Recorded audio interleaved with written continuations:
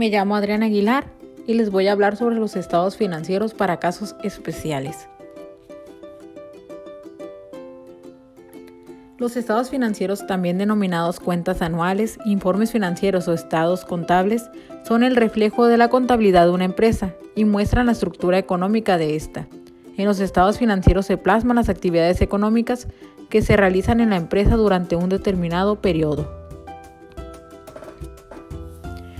Los estados financieros, tanto los de propósito general como específico, son la base de la gestión financiera empresarial, ya que el análisis de dichos estados determina el camino que tomará la junta directiva para garantizar el crecimiento económico de la organización.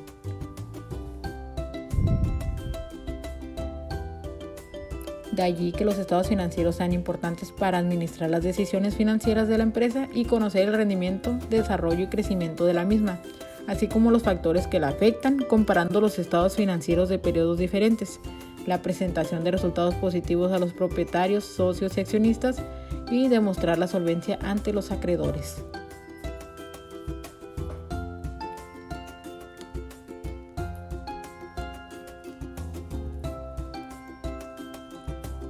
Los estados financieros de propósito especial se caracterizan por tener una circulación limitada y por brindar información más detallada para algunas partidas u operaciones. De lo anterior se concluye que los estados financieros de propósito especial se preparan para atender necesidades específicas de determinados usuarios de la información contable.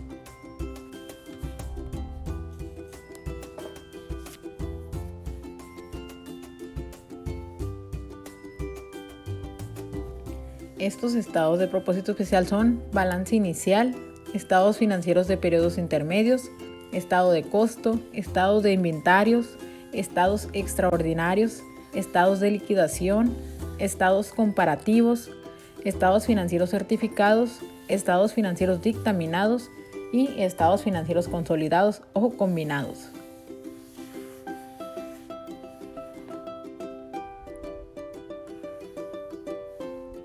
Balance inicial. Es un balance general que debe ser elaborado por cualquier ente económico al comenzar sus actividades para que pueda conocer la forma clara y completa la situación inicial de su patrimonio.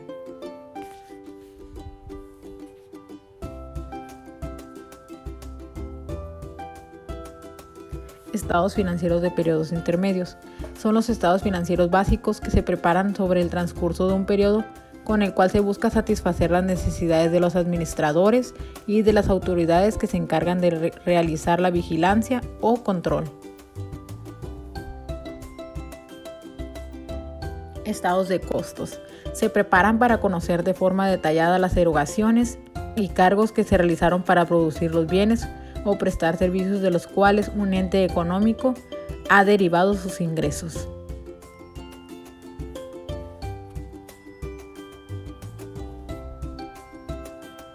Estado de inventarios. Se elabora mediante la comprobación detallada de las existencias de cada una de las partidas existentes en el balance general.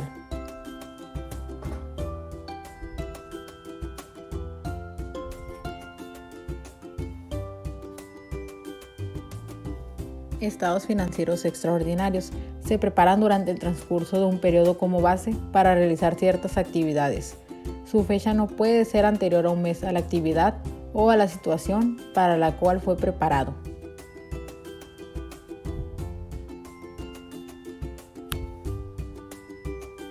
Estados de liquidación. Esto lo debe presentar un ente económico que ha cesado sus operaciones, buscando de esta forma informar el grado de avance del proceso de realización de sus activos y cancelación de sus pasivos.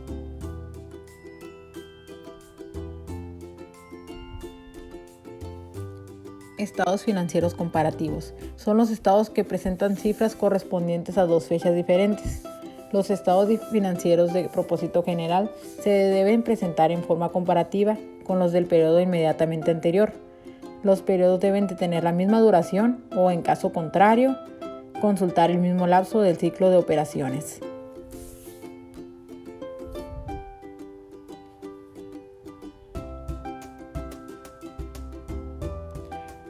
Estados financieros certificados y dictaminados. Un estado financiero se entiende certificado cuando viene acompañado por la firma del representante legal, del contador público y del revisor fiscal, si lo hubiere, quienes dan testimonio de que han sido tomados fielmente de los libros. Para que un estado financiero sea dictaminado, debe de estar acompañado por la opinión del contador público que lo examinó, observando las normas de auditoría general aceptadas. Estados financieros consolidados. De acuerdo a las NIF, los estados consolidados financieros son aquellos en los que los activos, pasivos, patrimonio neto, ingresos, gastos y flujos efectivos de la compañía y sus dependientes se presentan como si se tratase de una sola entidad económica.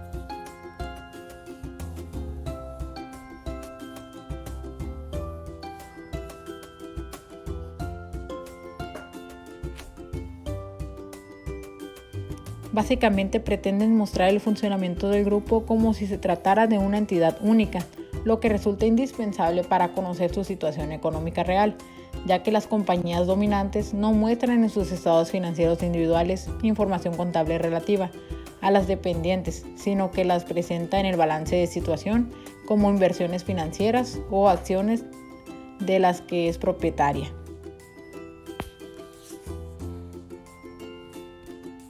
Estados financieros consolidados son estado de resultados consolidado, estado de cambios en el patrimonio consolidado, estado de cambios en la situación financiera consolidado, estado de flujos de efectivo consolidado y balance general consolidado. Requisitos para cotizar en la Bolsa Mexicana de Valores. De acuerdo con el reglamento interno de la Bolsa Mexicana de Valores, para listar una empresa como sociedad anónima bursátil, es decir, como empresa que cotiza en la bolsa, se deben cumplir los siguientes requisitos. Contar con un historial de operación de al menos 3 años en caso de controladoras. Se tomará en cuenta el tiempo de las empresas que la conforman. El último estado de situación financiera debe reflejar un saldo mayor a los 20 millones de unidades de inversión y no se aceptarán estados financieros no auditados. La suma de la utilidad de operación de los últimos 3 años deberá ser positiva. La cantidad mínima de títulos a emitir será de 10 millones y su precio mínimo será de un UDI. Como mínimo deberá colocar el 15% del capital social pagado, alcanzar un mínimo de 200 inversionistas. El 50% del monto de la emisión será colocada ante inversionistas que no excedan el 5% de tenencia accionaria. Ningún inversionista podrá adquirir más del 50% del monto total a colocar. La nueva emisora deberá adaptarse al Código de Ética y Mejores Prácticas Corporativas.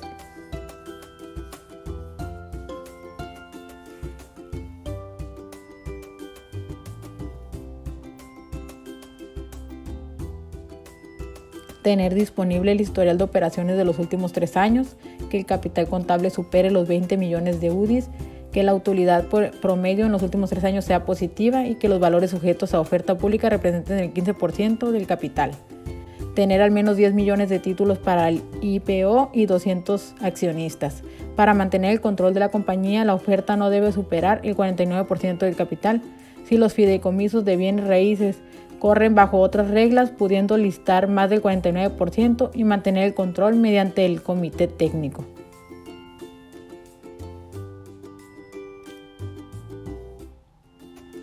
Requisitos para mantenerse en la bolsa de valores.